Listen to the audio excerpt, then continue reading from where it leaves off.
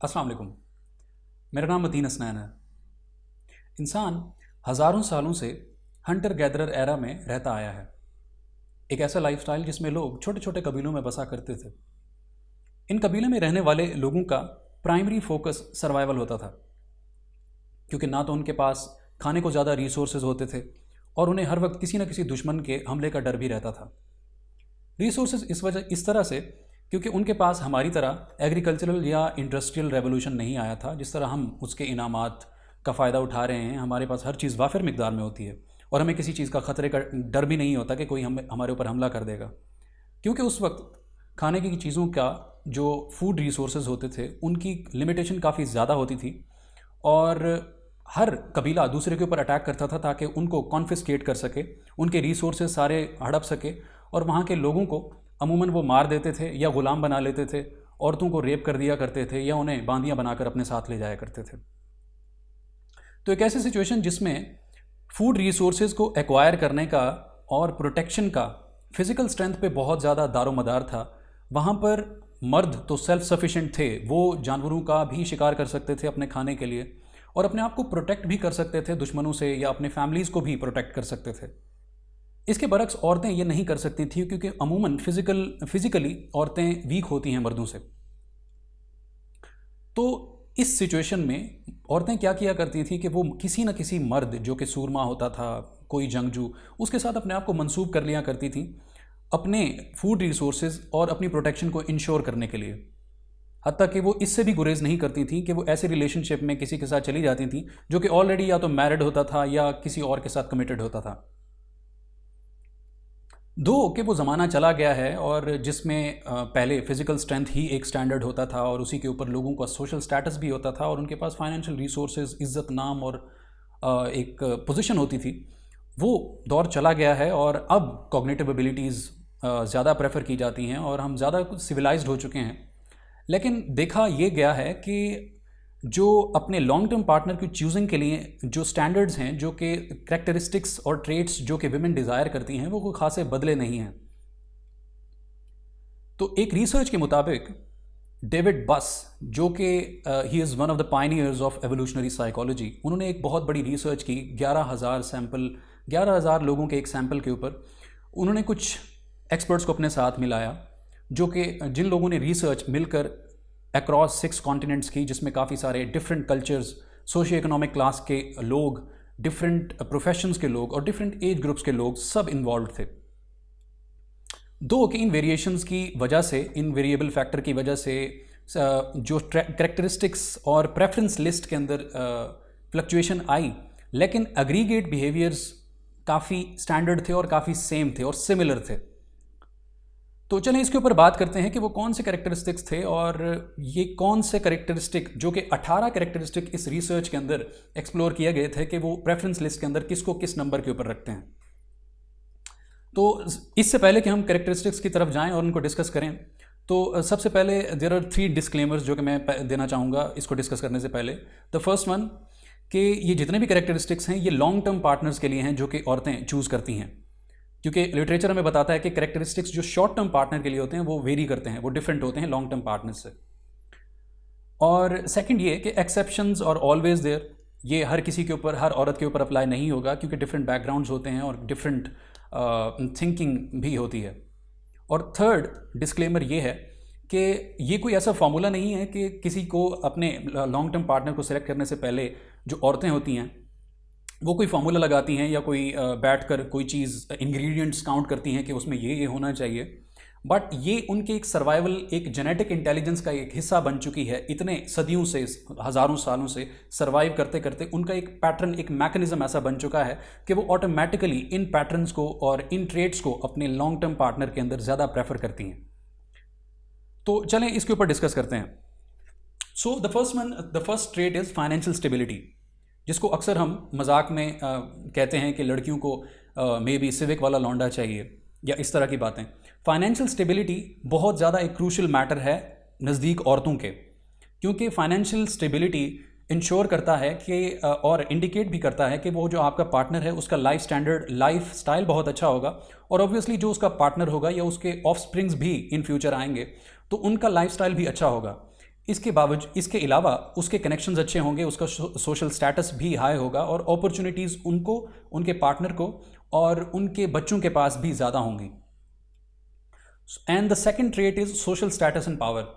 Social status और power भी indicate करता है कि एक इंसान के पास अपॉर्चुनिटीज़ ज़्यादा होंगी, उसके पास रिसोर्सेज एक्वायर करने के और फाइनेंशियली स्टेबल होने के चांसेस उसके पास ज़्यादा होंगे और उसकी फैमिली के पास भी ज़्यादा होंगे।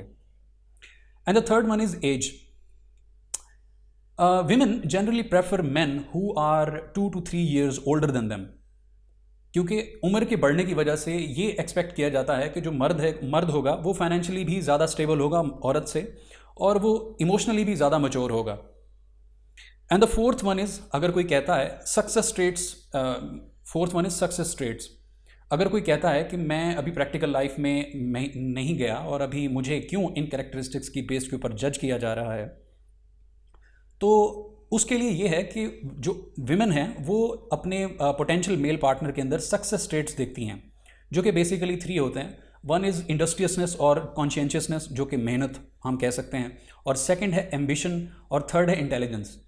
एक इंसान जिसके पास जो मेहनत भी करता है और एम्बिशियस भी है, गोल्स हैं उसके, काफ़ी हाई गोल्स हैं अपने करियर से रिलेटेड, अपनी ज़िंदगी से रिलेटेड, और वो इंटेलिजेंट भी है, तो ये एक क्राइटेरिया है कि एक इंसान जो कि अभी ये तीनों करेक्टरिस्टिक्स पोजेस करता है, वो ऑब्वियसली अपनी ज़िंदगी में कुछ ना कुछ अचीव करेगा एंड उसके सक्सेस के चांसेस ज़्यादा हैं। तो ये करेक्टरिस्टिक्स औरतें देखती हैं अपने पोटेंशियल मेट को सिलेक्ट करने के लिए। And the fifth one is dependability and emotional stability. ये दोनों भी बहुत ही एक डिज़ायरेबल करेक्टरिस्टिक्स हैं एक लॉन्ग टर्म पार्टनर के लिए औरतों की निस्बत से, क्योंकि जो इंसान डिपेंडेबल होगा, जब उसकी फैमिली को या उसके पार्टनर को उसकी ज़रूरत होगी वो वहाँ पे होगा और वो कामचोर नहीं होगा या कहीं और पे उसके रिसोर्सेज इन्वेस्टेड नहीं होंगे, तो और सेकेंडली इमोशनली स्टेबल भी होगा और he knows himself, he knows what he is doing, और इस तरह उसका जो घर है वो भी काफ़ी स्टेबल पोजीशन में होगा और हारमनी रहेगी घर के अंदर। And the sixth one is compatibility. एक नोशन जो अक्सर कहा जाता है कि मे बी अपोजिट्स अट्रैक्ट और अलाइक्स अट्रैक्ट, ये सब अनरीजनेबल चीज़ें हैं, क्योंकि अगर आपके जो पार्टनर है अगर आप से बिल्कुल ऑपोजिट होगा तब भी आपके साथ कॉन्फ्लिक्ट की अपॉर्चुनिटी ज़्यादा हैं, और अगर आप बिल्कुल ही सेम हुए तो उसमें रिलेशनशिप के बोरिंग होने का बहुत ज़्यादा चांस है। तो आइडियल तो यही है कि आपकी बेसिक जो इंटरेस्ट हैं वो काफ़ी सिमिलर होने चाहिए, ताकि आप अपने एक दूसरे के साथ टाइम स्पेंड करना चाहें और काफ़ी सारी एक्टिविटीज़ एक दूसरे के साथ करना चाहें। So that is the point here कि आपके बेसिक इंटरेस्ट और बेसिक प्रिंसिपल्स और बेसिक वैल्यूज़ आपकी सेम होनी चाहिए, दो के आपके जो सर्टन एस्पेक्ट्स हैं वो थोड़े से डेविएट करने चाहिए to spice your relationship up and make things interesting. And the seventh one is size and growth, size and strength. Size. Generally, women go for men who are 2 to 3 inches taller than them. और वो physique में भी उनसे ज़्यादा strong हो, क्योंकि it makes them give a sense of protection, कि अगर उनको एक इंश्योरिटी देता है कि अगर कोई ऐसी सिचुएशन आती है जिसमें उनको किसी कॉन्फ्लिक्ट में से गुजरना पड़ सकता है और कोई उनके ऊपर अटैक करने की कोशिश करता है, तो वो जो एक पार्टनर है वो इतना फिजिकली भी स्ट्रॉन्ग है एंड हाइट में भी उनसे बड़ा है, तो he will be able to manage all that. 8वें नंबर पर है गुड हेल्थ। गुड हेल्थ भी एक बहुत बड़ा इंडिकेटर है कि इंसान की बॉडी ऑब्वियसली उसकी टोन्ड होगी और वो उसकी ग्रूमिंग भी अच्छी होगी, और इसके अलावा जो पार्टनर है वो हेल्दी भी होगा और वो रिसोर्सफुल होगा इन द लॉन्गर रन, और उसका जो फीमेल पार्टनर है उसको उसकी केयर नहीं करनी पड़ेगी, but he will do the opposite. Obviously अगर वो हेल्दी होगा तो अपने पार्टनर का ख्याल रखने की पोजीशन में होगा, ना कि वो मोहताज होगा अपने दूसरे फीमेल पार्टनर का। और इसमें ये भी एस्पेक्ट होता है जो कि फ़ीमेल्स अपने सबकॉन्शियस में रखती हैं कि ऑब्वियसली जब एक इंसान के जो हेल्थ है वो अच्छी है तो उसके ऑब्वियसली जीन्स भी अच्छे होंगे, और वो एक प्लस पॉइंट है कि वो अगली जनरेशन के अंदर भी ट्रांसफ़र होने का उसका ज़्यादा पोटेंशियल है। And the next one is, जो कि बहुत इंपॉर्टेंट है, वो है लव। लव भी वुमेन के नज़दीक बहुत ज़्यादा इंपॉर्टेंट है, but it comes at the number 9। और लव मीन्स कमिटमेंट। औरतें मतलब कमिटमेंट को अगर हम डिफाइन करें तो वो उसकी 3 कंडीशंस होती हैं। द फर्स्ट वन इज़ कि आप अपने जो रोमांटिक रिलेशनशिप्स होते हैं आप सिर्फ एक इंडिविजुअल के साथ रखते हैं और बाकी सारे जितनी भी पार्टीज़ होती हैं आप उनसे अपनी जो रोमांटिक एनर्जीज़ होती हैं वो आप उनसे वापस ले लेते हैं। And the second one is कि आप उस पर्टिकुलर इंडिविजुअल के साथ आप अपनी जनरेशन को आगे बढ़ाना चाहते हैं। And the third one is कि आप अपने जितने भी रिसोर्सेज होते हैं चाहे वो फिज़िकल हैं या नॉन फिज़िकल, आपकी अटेंशन है या आपके फाइनेंशियल रिसोर्सेज हैं, जितने भी आपके जिस भी हिसाब में आपके रिसोर्सेज हैं वो आप अपने उस पार्टनर और अपने फ्यूचर जनरेशन जो आपके उनके साथ औलाद होनी है या बच्चे होने हैं आप उनके साथ कमिटमेंट करते हैं कि वो आप रिसोर्सेज उनको देंगे। सो ये रहा लव की बात। यहाँ पर एक बहुत बड़ा नोशन जिसको हम बहुत ज़्यादा स्ट्रेस भी करते हैं इसके अंदर के लुक्स शायद बहुत ज़्यादा मैटर करते हैं और लड़के भी ज़्यादातर अपने लुक्स के ऊपर बहुत ज़्यादा काम करते दिखाई देते हैं, दो दे मैटर। और ये उन 18 ट्रेड्स जिसके ऊपर रिसर्च की गई थी उनके अंदर ये 18 ट्रेड्स के अंदर ये था। बट अगर जिस तरह आपने इस लिस्ट के अंदर देखा कि वो लुक्स इतना ज़्यादा मैटर नहीं करते और जो जितने भी टॉप 10 क्वालिटीज़ जो कि विमेन डिज़ायर करती हैं किसी मर्द के अंदर वो लुक्स उनमें है ही नहीं। लुक्स आखिरी किसी 4-5 में आता है। तो यहाँ पे हमें ये भी नोशन ब्रेक करने की ज़रूरत है कि looks don't matter to women और ये चीज़ें ज़्यादा मैटर करती हैं जो कि हमने क्वालिटीज़ अभी डिस्कस की। यहाँ पर एक चीज़ और बहुत ज़्यादा इम्पॉर्टेंट है ये देखने के लिए कि जो औरतें होती हैं वो अगर सक्सेसफुल पोजीशन पे होती हैं और रिसोर्सफुल होती हैं, उन्हें फाइनेंशियल नीड्स नहीं होती कि जो मर्द से पूरी करना चाहें और वो सिक्योर होती हैं और सेल्फ सफिशेंट होती हैं। लेकिन देखा ये गया है रिसर्च के मुताबिक कि वो औरतें भी ऐसे ही मर्द को डिज़ायर करती हैं जो कि फाइनेंशियली उनके इक्वल हो। लेकिन क्योंकि जैसा कि हम जानते हैं कि विमेन का बायोलॉजिकल क्लॉक होता है और मर्द का फाइनेंशियल क्लॉक होता है। जो औरत होती है उसकी प्राइम एज जो होती है, क्योंकि उसके रिप्रोडक्टिव ईयर्स की जो प्राइम एज होती है वो 20 to 40 होती है, उसके बाद उसकी बहुत डिग्रेडेशन शुरू हो जाती है। And the second one is जो अगर हम मर्द की बात करें उसका फाइनेंशियल क्लॉक होता है, उसको फाइनेंस के ऊपर उसको ज़्यादा जज किया जाता है क्योंकि उसका जो रिप्रोडक्टिव ईयर्स की जो स्पैन होता है वो औरतों की निस्बत ज़्यादा होता है। उनका 20 to 50 तक भी उनके पास इतना पोटेंशियल होता है कि वो रिप्रोडक्टिव कैपेबिलिटीज़ उनकी रहें। तो देखा ये गया है कि वो उन मर्दों की तलाश करती हैं जो कि रिसोर्सफुली इक्वल हों उनके।